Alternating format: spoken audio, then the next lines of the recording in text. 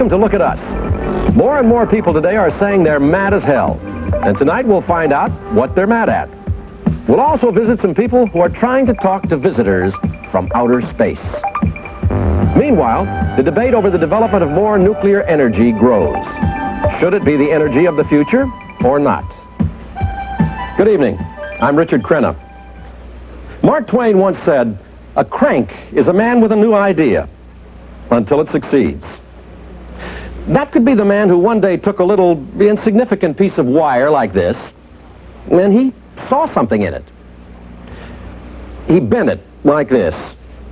Nothing. And then he bent it like this, and people thought he was crazy. And then he bent it like this, and he became a man with an idea, and he changed the world. That's right. It's a paperclip. There's another man with an idea named John Sheppard in Bayair, Michigan. His idea is that outer space is full of friends who are waiting for an invitation to visit Earth. So he spends most of his time trying to communicate with them. According to the United States Air Force Blue Book, there is no evidence that anyone is out there. But this same Blue Book records over 12,000 UFO sightings, of which 700 remain unexplained.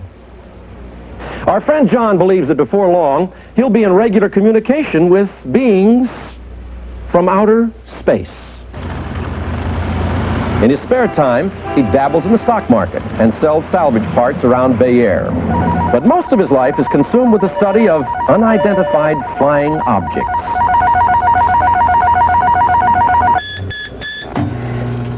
Over the last 10 years, he's transformed the house he shares with his grandmother into an elaborate UFO tracking and broadcast station.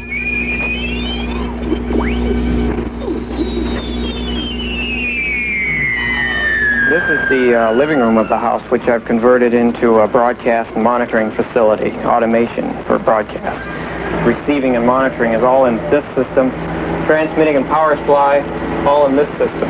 Over here we have tape automation and broadcast, and more switching and receiving in the far corner. Most of John's tracking devices are made from materials that neighbors have thrown out as junk. Any given day will find John rummaging through the trash bins of Bayair, searching for new parts and dreaming of visitors from the great beyond. My mind is in space. My thoughts are out there a lot of times. And I will float through town, so to speak, with my head someplace else in cloud nine, so to speak. It's a little conservative around here, so a lot of the people feel it's pretty offbeat. But there's a lot of them, too, that know a little bit about what I'm doing in the sense they know me. Then they understand why I'm doing it. Possibly they are in our area. Probably they're in the universe. And any calls we get on the UFOs, we will surely check out. And we will contact John Sheppard. Project Stratter Station 1 now brings you a little rock from the 60s. And a little bit of the hard stuff. Really gets you into it.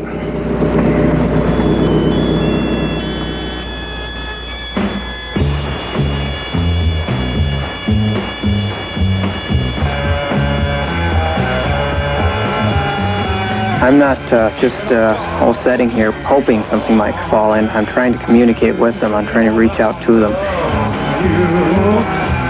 John's method of reaching out is pretty unusual. By broadcasting rock and roll, jazz, and nature sounds 500,000 miles into space, he hopes to entice extraterrestrials down to Earth. John's connection with outer space is a special one. He feels that just perhaps he too is from another world. I don't really know where my knowledge comes from, but I feel I may be a descendant of Atlantis. And I feel it's like an intuition from within and something from somewhere else that's there whenever I need it. It comes to me. My interest is in finding out the unknown, and the unknown is just that, unknown. There's no time set for those kind of things. They are beyond time. And you search, and you continue searching because of your desire. Because of that, you know there's something there.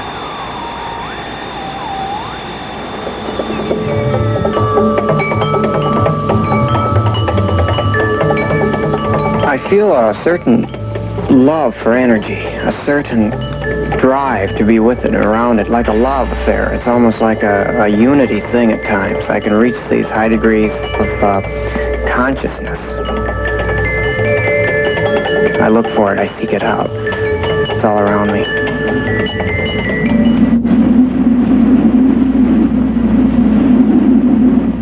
I guess the ultimate goal is a final contact. This would be something I think would be a great benefit to man. John's quest may seem hopeless to some people.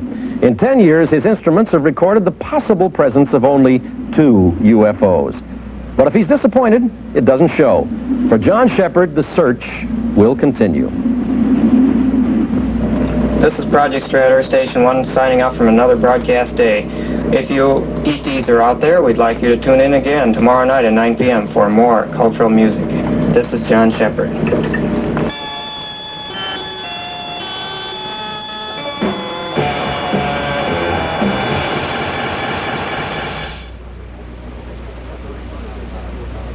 Before you make up your mind about John, do any of you remember this? Since the 1930s, Flash Gordon has been an exciting space fantasy. But how long does it take for fantasy to become reality? Now we put men on the moon. We have the space shuttle. Yesterday belongs to the scholars and historians of today. But tomorrow belongs to dreamers like John Sheppard. Maybe he does know something that we don't. In a moment, we'll deal with another important question concerning tomorrow. Nuclear energy. Stay with us.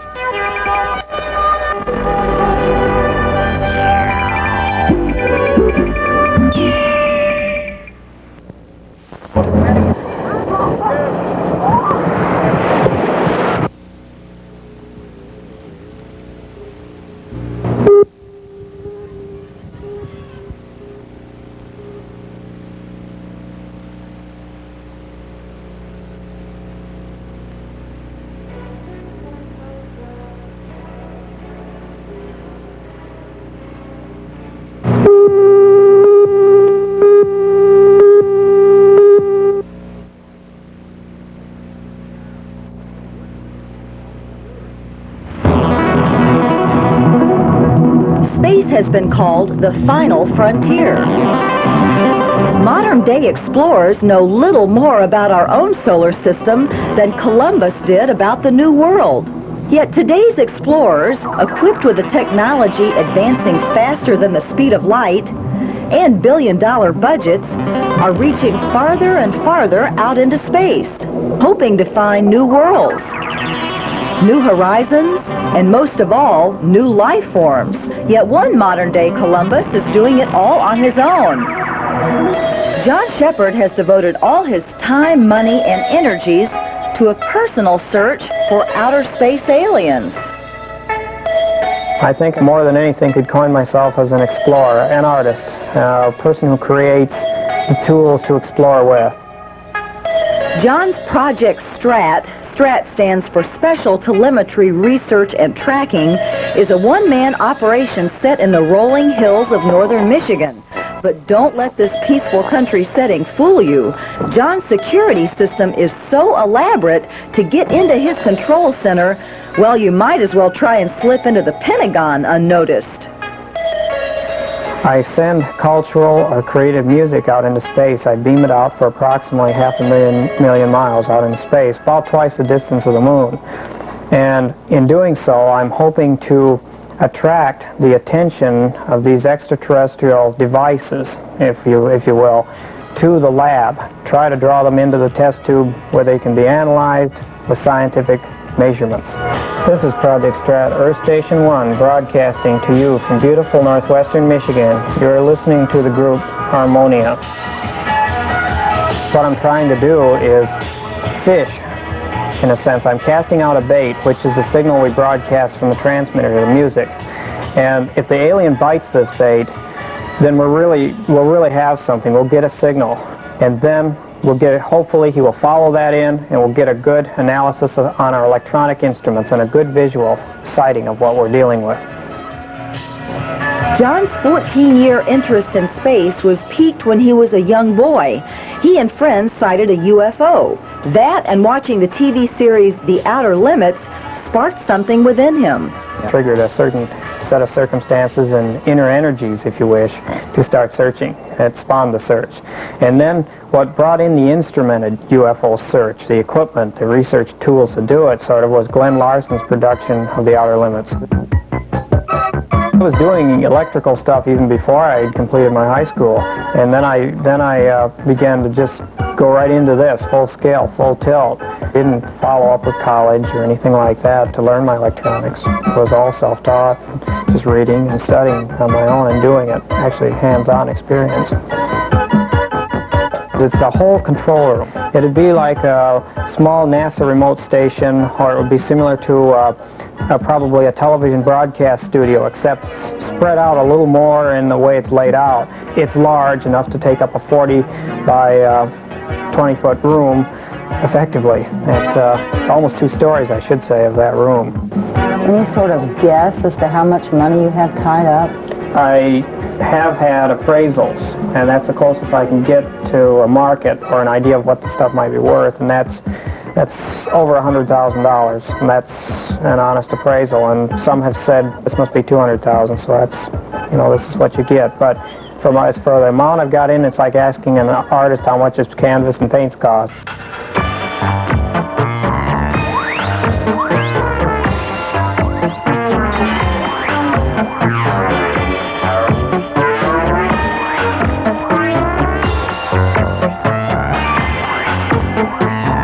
Don't see UFOs every day, so John's successes, understandably, have been few and far between. 1973 was our most eventful year here. There were a lot of sightings in the area. We picked up on our instruments some unusual energy patterns. At the same time, these sightings were being reported, so that was our strongest year. We had a number of excellent energy detections.